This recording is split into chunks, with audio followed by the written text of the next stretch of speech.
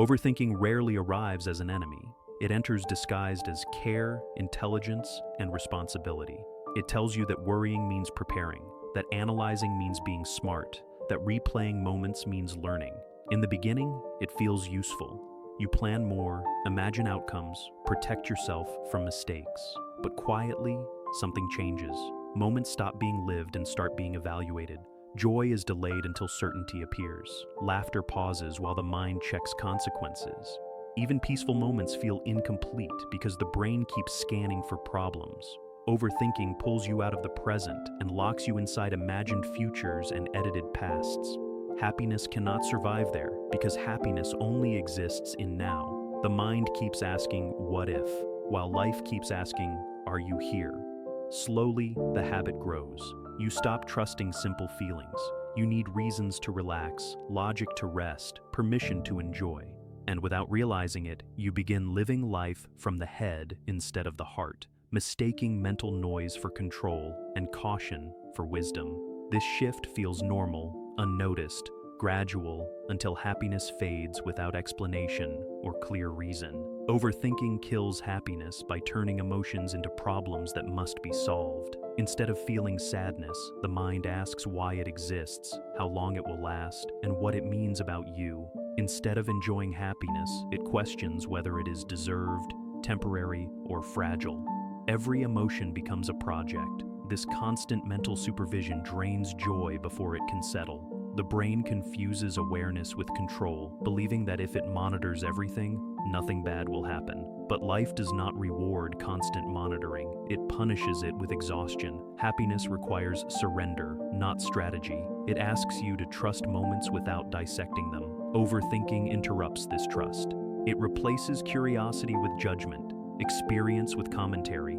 Even success feels hollow because the mind immediately moves to the next worry. Rest becomes unproductive. Pleasure becomes suspicious. Peace feels unsafe. Over time, the nervous system stays alert, waiting for problems that may never come. The body remains tense, the mind restless. Happiness cannot grow in a system designed for constant threat detection, even when no danger exists inside everyday modern life quiet routines. Overthinking also rewires identity. When thoughts dominate, you start believing you are your mind instead of the observer of it. Decisions become delayed, second-guessed, or avoided entirely. You replay conversations, predict reactions, and edit yourself before acting. Slowly, authenticity erodes. You stop doing what feels right and start doing what feels safe. Happiness struggles here because happiness thrives on expression, risk, and presence. Overthinking convinces you that safety equals survival and survival equals success. But surviving is not living. The more you think, the less you feel. The more you analyze, the less you experience. Life becomes a mental simulation instead of a lived reality. Even simple choices feel heavy. The fear of regret grows stronger than the desire for joy. Overthinking promises protection but delivers paralysis. It keeps you busy, not fulfilled, active, not alive.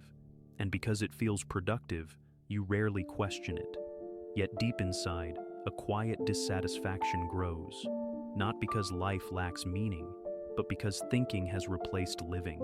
Presence fades, emotions dull, and happiness waits patiently outside the mind's noise for far too long. Modern culture unknowingly rewards overthinking. Productivity is praised, busyness is admired, and rest is justified only when earned. Minds are trained to optimize everything, including emotions. Advice tells you to fix feelings, upgrade mindsets, and hack happiness. But happiness was never meant to be hacked. Overthinking turns self-improvement into self-surveillance.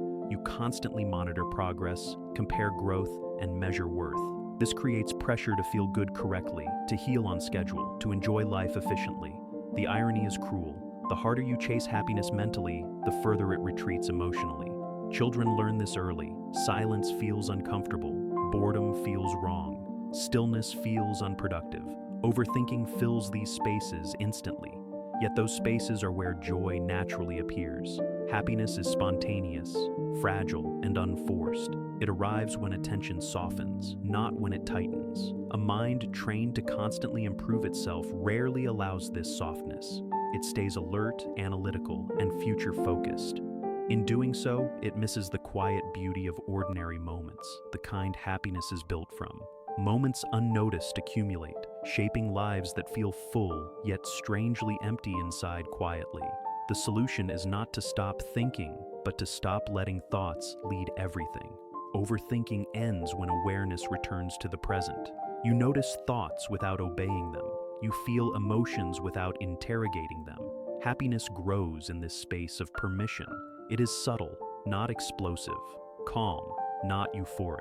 Overthinking fears this calm because calm cannot be controlled by logic. The practice is simple but uncomfortable at first. Pause, feel, stay. Let moments exist without commentary. Let joy be temporary without chasing it. Let sadness pass without decoding it. This retrains the nervous system to feel safe without constant analysis. Slowly, life regains color. Laughter becomes lighter. Rest becomes real. Decisions become clearer. Overthinking loses power not through force, but through neglect. When you stop feeding it attention, it quiets itself. Happiness returns not because life changes, but because your relationship with your mind does. And once this shift happens, you realize something profound. Happiness was never missing. It was simply waiting for you to stop thinking and start living. Here, presence replaces noise, and joy breathes freely again inside.